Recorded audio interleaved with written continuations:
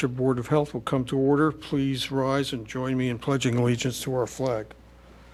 I pledge allegiance to the flag of the United States of America and to the republic for which it stands, one nation, under God, indivisible, with liberty and justice for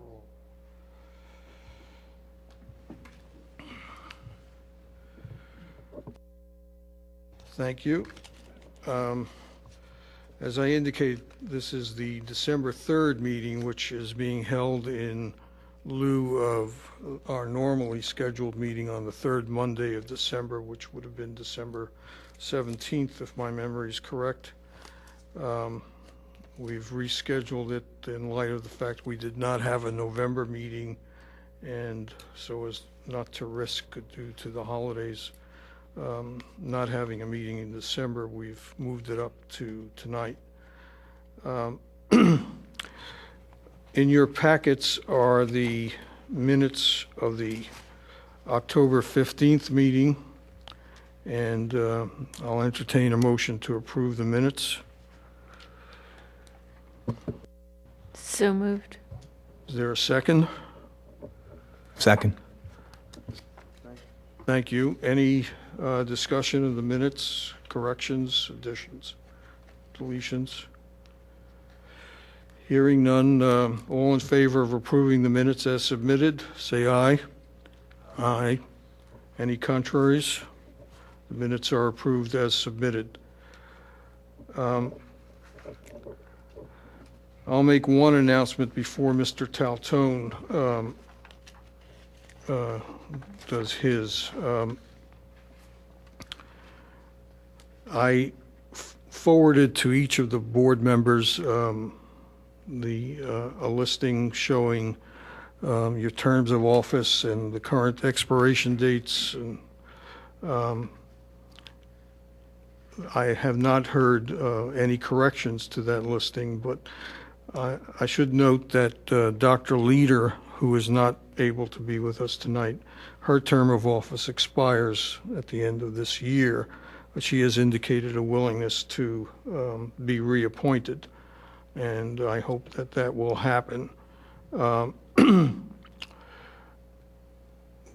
Again, with regard to the board, at our next meeting, which will be January 21st, 2013, we will have our organization meeting, which means simply the election of officers to the board.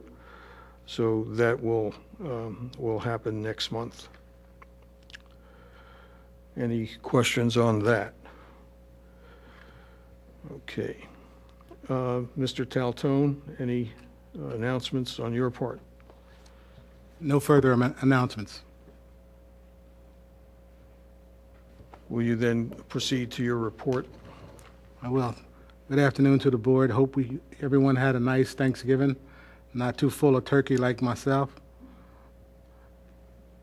Moving on from my report, food establishment inspections, food safety inspections. I don't know if anyone has had the opportunity to look on the township's website, but beginning July 1st of this year, we began to put the food safety inspections on the website. So I hope everyone takes the time to take a look at those and offer any comments that maybe help me do it a little better. We did in October. If you look on your report, you notice that in black I have I outlined things that occurred in October, and in red in November. I try to put that together because we had a little bit of time to get it done before this meeting. 30 inspections, food safety in October, 20 in November. 8 bathing place inspections in October, 10 in November. Workplace Safety Committee meeting with Delaware County local boards of health. Friday we attended and became a part of the Philadelphia Area Food Safety Task Force. Had some meetings with several food vendors and the market master of the Radnor Farmers Market. We posted 2 home quarantines, and we made visits to those quarantines this month. Several staff meetings regarding food establishments and some other quality of life issues. We did some plan reviews for some mobile food vendors. We have several of them that are now licensed in the township where we had none prior to this. 24 quality of life issues, from swimming pools and poor conditions over the West Nile virus period to apartments with issues such as bed bugs. We had to secure property it was unfit for human occupancy, and we had a couple issues with food facilities that needed correction.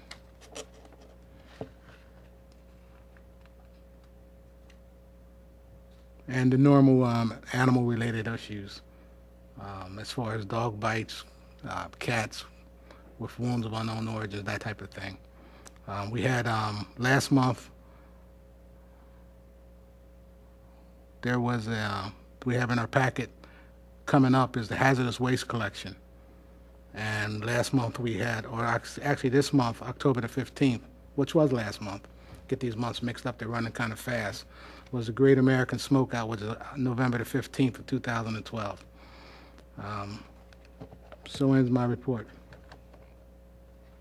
Thank you. With regard to your listing of cats and dogs with wounds of unknown source, are those resulting in any quarantining or?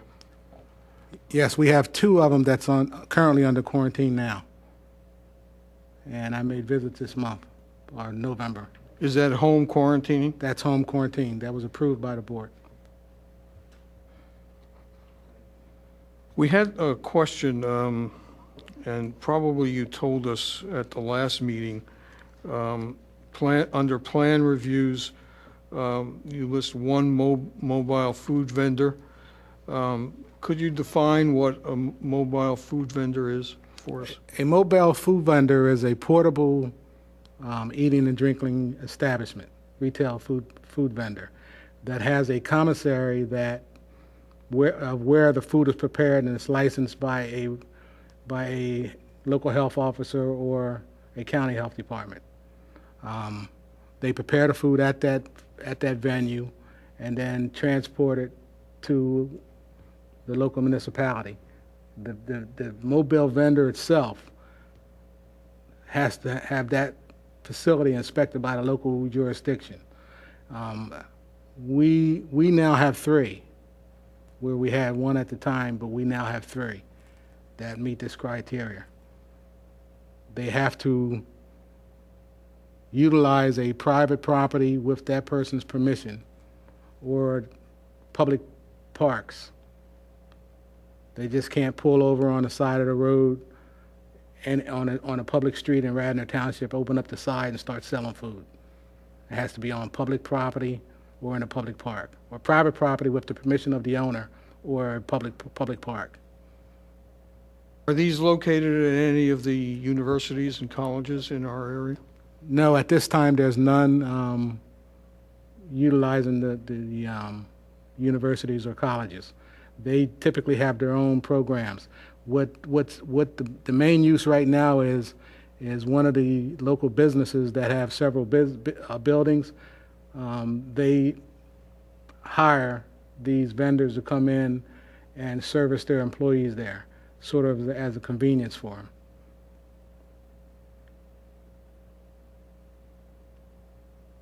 So then these aren't, again, getting back to the university model, these aren't trucks or vans that are selling food to people who pass by. They could, if for example, the mobile vendors or the people that are utilizing them now are mostly Lincoln Financial. They contract for these vendors to come onto their property during their lunchtime or break periods, so that their employees don't have to travel to get food. So yeah, they do sell them retail. If you went through that property during the time that they're out there, you could buy food. Any other questions for Mr. Taltone? Thank you, Mr. Taltone, for that report. I just realized I have one further announcement. and that is last month, announcement I would have made, but we didn't have the meeting. The Secretary of Health for the Commonwealth of Pennsylvania, Dr. Avila, has resigned, and I don't have any word yet as to his replacement. But that is a fact as of last month. Okay, we'll move on to old business then. Under teen health issues, neither Dr. Leader nor Mr. Kane from the Radnor Township School District is here with us this evening, so I don't have any real update on the poster project that we've been working on for many months now. But I have heard indirectly that the posters have been corrected, and we've removed any mention of particular establishments or commercial products by name from the posters, so that we don't run into any legal issues. And I think that has been accomplished, and new posters have been made. One thing I would like to ask is, with regard to those posters, if any members of the board have any contacts with places where they think the posters would be useful. For example, we've talked, well, we're going to put them in the high school and the middle school, and obviously Mr. Kane is our contact for that. We've talked about the library, and I don't know if anyone here has a contact at the library, either the board of trustees of the library or anyone else in authority at the library that we can approach to put those posters up. But if you do, please let me know about that, and as well as with suggestions for other places. I was going to say Commissioner Schaefer reports to the commissioners on the library. She might be the conduit. Thank you. I'll make a note of that.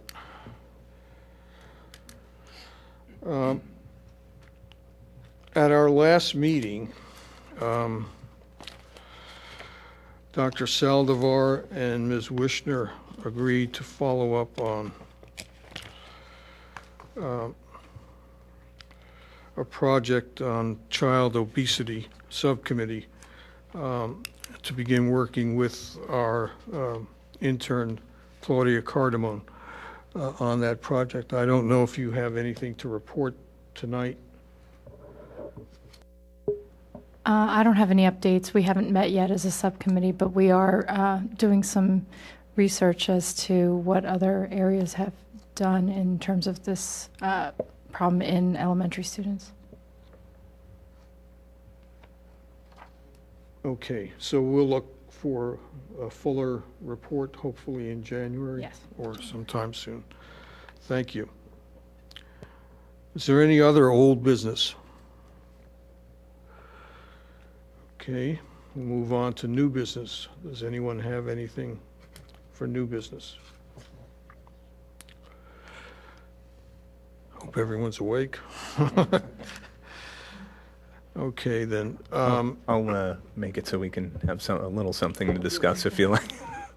I had mentioned in, I think it was last meeting, about looking at biomagnification and fracking. And so I started some of that research, and it seems that the big concerns are the byproducts of all of the fracking, being the biomagnification issues related to some of the birds of prey and even some of the waterfowl. So I'm still looking at that and checking it out, so I'll keep us updated on that. Thank you. Great. Any other? Yeah, I said one thing, somewhat related to with the teen health issues, we've sort of gone back and forth just with email a little bit about both the sort of farm to school work that the United States Department of Agriculture is definitely encouraging, And there was a recent article about Haverford Public School that is, so right near us somehow, I'm sure they have contracts too. I mean, I feel like that's been kind of the reason that I've heard from our school district is we already have contracts with vendors, so we can't do anything differently than how we've been doing it. But, places all over the country are figuring out how to use farm-to-school produce. The idea being that you would get things locally, which is good for the local economy, good for the environment, because you're not transporting things over as big a distance, and, hopefully getting maybe some greater variety and freshness of a variety of foods. So that's sort of just one thing about what we have been doing. And then there was an interesting article, and I'm not remembering if it was the Wall Street Journal, the Philadelphia Inquirer recently, but I guess others of you may have been seeing as well the information about how a lot of states are increasing the hours of the school day. So this article was about that and about how what's being done in a lot of those areas is making the start earlier. And everything we know about children, especially teens, is that, already really our school day is starting too early in terms of their physical and mental health. And so just saying we're adding hours on if we're doing it early in the morning is almost sort of counterproductive. And this particular article was raising the idea because I feel like when we've talked about this in Radnor, we get what was just talked about in this article, which is, you can't do it because of sports and because all the schools have all the sports. And in this article, they actually talked about what a really small percent of kids of total school population actually does participate in sports, in the organized sports, which, I guess I just hadn't thought of kind of quantifying it like that. So anyway, I just thought, and the point of this writer was we really should be making the school day later, and if we shortened some of the sports time, that is what we should do, because that's not the primary focus of schools to facilitate the sports teams. So anyway, I just thought it was kind of an interesting issue. I don't know, Dr. Foreman, what you see on this about the kind of the sleep issue, and with your patients. I mean, fairly obviously, teenagers report that they don't like to get up early for school, but there's physiologic reasons for that as well. That at a certain age, the brain's clock sort of changes, and what we find is that getting out of school some 2:30, 3 o'clock, it's kind of the prime time for them to be studying, and they go home and do homework and that kind of stuff too. But it would make more sense to add on the hours to the end of the day, not the beginning, on a teenager point of view. Now, the younger kids, it's maybe they're the more early risers in a lot of the cases, the elementary school age. But the issue with sleep deprivation and what that does to your health and all that is it's striking what you hear about on a daily basis. It really is. So it's an interesting article that they, increasing the hours of school, where do you put it? It's a tough question. I'd like to return to the farm-to-school issue, and you mentioned a nearby school district, Haverford, that's already doing something. I think our minutes reflect this, that when we talked about it at the October meeting, Mr. Kane indicated that for the current school year, the contracts for food service have already been let. And do we know what the schedule is for the bid process? And in other words, what I'm concerned about is that we not let another year go by without trying to sway the school district to engage in this process as well. So my question is, how do we get from where we are now to to engaging the Radnor School District in this farm-to-school program. I mean, it's a good question. I don't have the answer to it. And I'm not quite sure how to get the answer to it.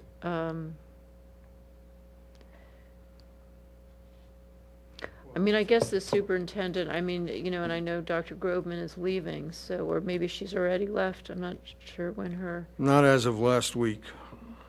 so I guess she would still be the person to ask this question of, right? Because they must be district, don't you think they would be district-wide contracts?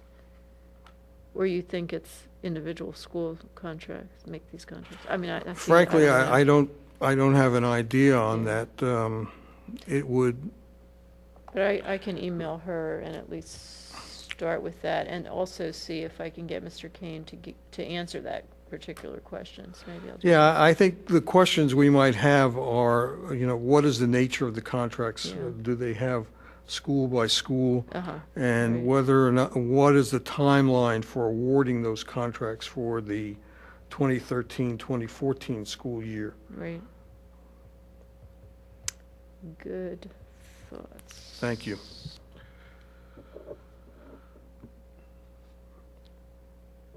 And that would be an important issue for us to address, I think, for 2012, 2013, for the board's current year. Okay. Which brings us to item 8. We've talked about childhood obesity as one project that we're going to be working on, and the hydraulic fracturing issue and its impact on the environment and Pennsylvania's wildlife. And the farm to school, that's three big ones. Yeah, I mean, I guess also in the aftermath of Sandy, are there issues that we feel like the township needs to address better, you know, in terms of emergency preparedness? Larry, do you have any particular insights into that? I do know that as far as emergency preparedness, all staff has been directed to become certified, which is a requirement. It's a federal requirement that even includes certain levels of certification for even commissioners, and we've all begun that process. We've appointed a new emergency management coordinator, which is Sergeant Smith, George Smith, and the manager on a regular basis meets with his emergency management team, which I am fortunate enough to be a part of. So I do know that they're looking at those issues Certified for what and by whom? through FEMA. Oh, okay. As what? Well, it depends on what your position is, what you're required to do, what they recommend that you get certified for. I happen to be a person who kind of likes the emergency management stuff, so I think I have like 17. But I just keep taking the tests. But if you're a public works person, there are certain levels of certification that they require depending on what equipment you operate and whether or not you're a supervisor, whether or not you're a worker. If you're a commissioner and you're a decision maker, there are certain certifications that they recommend. And it does have an impact on grants that you apply for. So, but I do know that the manager is very he holds that very highly on his tasks, on his list of things to do. Well, with regard to Storm Sandy, your report references an elderly couple that suffered carbon monoxide poisoning from a generator they were running, and that raises several questions. Some of which have to do with that particular issue. Was it a faulty generator? Were they running it inside? Did they not have a carbon monoxide alert device in their home, all of those issues. And beyond that, in a broader sense, what other potential public health issues did the township face during that storm that need to be addressed? In that particular issue, it was an elderly couple that lost power, and they were trying to stay warm. And they did have a generator. They had it outside, but it was close to a window. Being elderly, they probably couldn't move the generator as easily as they would have liked to. Put it in a spot where they probably would have been more safe. During Sandy, there was a lot of issues where trees came down and, did some damage to homes, and we had some areas that we thought would flood worse than they were, but we had to watch some of that kind of stuff. Some power lines that were down, but those were the type of things that we knew would happen. We just didn't know what the extent was, and it's hard to plan for those things. You know, what was the greatest length of time that any one area lost power? I can't say for certainty, but I would make a guesstimation of probably 3 days. Well, that would be off, because on my block it was 6 days. So. We were 6 too. Yeah, again, I'm not sure. Just have a question. Did the township have any advice they wanted to give the residents regarding spoiled food? Yes. We had a whole spectrum of time that refrigerators were off. Yeah, prior to the storm coming, I put a lot of information on the website about how to prepare for and what to expect and what to do in the event that power went out. For example, keep your refrigerators and your freezers closed unless you really had to go open them up, because 48 hours. If you got a freezer and everything's frozen in there, still be good. But the more you open it up and close it, the less you're losing the longevity as far as it stands safe. We put some information in there about some of the people who may have wells, about how to shock your well, sanitize your well. Information we got from DEP. We put an awful lot of information out regarding that. Just had one other question. That's did anybody send any information out on the landlines, the telephone? Yes, the manager updated people with phone blasts on a routine basis. I mean, with regard to the spoiling of food and what to avoid. No, we didn't do that. Okay. That's probably something that we can look at for the Might next be a good time. idea. Yeah, I was going to say the same thing. I think the township did a good job with the phone blasts and getting a lot of information out. And I would hope that some of these additional issues, hopefully it will be a long time till the next Sandy, but some of these issues, food spoilage, keeping your generator, just being aware of those issues. We certainly did visit or call all the food facilities, licensed food facilities, prior to the storm coming, and then we did a follow-up of the same with all those afterwards to find out and to confirm whether or not they did the right thing during the storm. But your suggestion, Dr. Humphrey, is a good one, and we'll take that under advisement. Any other questions on that? Okay. I don't, yes. I guess just one other thought is to contact Dr. Avadian and see sort of what he is finding and what his thoughts are about, things we could do that that would be useful to the township. Because, he's sort of traveling all over and seeing a lot of things, so.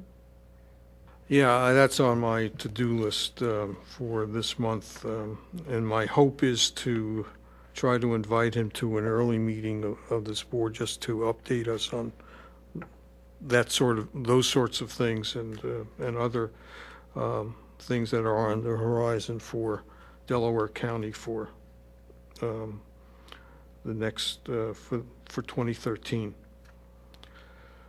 But thank you. Any other? We don't have any members of the public here, so there is no public participation. The next meeting of the Board of Health is scheduled for Monday, January 21st, 2013, at 5:00 p.m. And unless I hear any demur, this meeting stands adjourned. And let me wish everyone a very good holiday, whatever you're celebrating, Hanukkah, Christmas, whatever. Have a wonderful one. And I'll see you all in January. Thanks.